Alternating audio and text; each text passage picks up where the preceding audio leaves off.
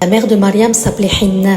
Elle n'enfantait pas, mais elle désirait profondément avoir un enfant pour offrir un garçon à son mari Imran qui était enceint. Un jour, elle vit un oiseau nourrir son petit. Touchée par cette scène, elle se mit à pleurer. Son mari la vit dans cet état et lui dit « Levons-nous et demandons à Allah de nous accorder un enfant. » Hinna fit alors le vœu de vouer son futur enfant au service de la mosquée de Jérusalem. Avant de mourir, son mari l'interrogea sur le vœu qu'elle avait fait et il lui dit « Et si c'est une fille ?»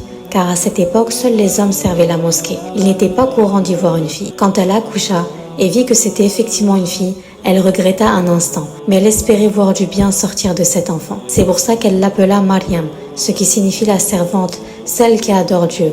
Elle fut surnommée El-Batoul, celle qui s'est coupée des hommes. Mariam était la plus belle femme de son époque. Elle grandissait en un jour comme d'autres enfants en une année.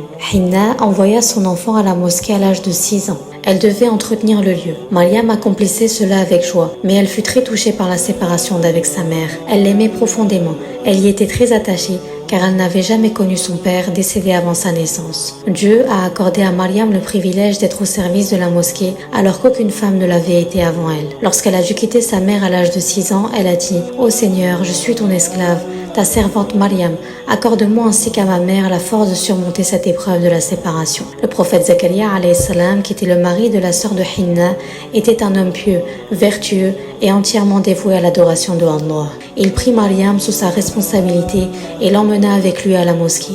Il lui enseignait la religion. Conscient de sa condition féminine et du fait qu'elle aurait ses menstrues, le prophète Zakaria alayhi salam, qui était menuisier, lui construisit une alcôve dans la mosquée. Dans cette alcôve, Mariam multipliait les actes d'adoration la nuit, et le jour elle servait la mosquée. Dès l'âge de 6 ans, elle était seule, loin de sa mère, mais elle faisait preuve d'une grande patience. Chaque matin, elle nettoyait les moindres recoins de la mosquée de Al-Aqsa, allumait les chandeliers, remplissait les jarres et s'occupait de la nourriture des étudiants en sciences religieuses. Zakaria alayhi salam, quant à lui, veillait sur elle. Élevée par un prophète dès son plus jeune âge, Mariam montrait très tôt des signes de piété et de science.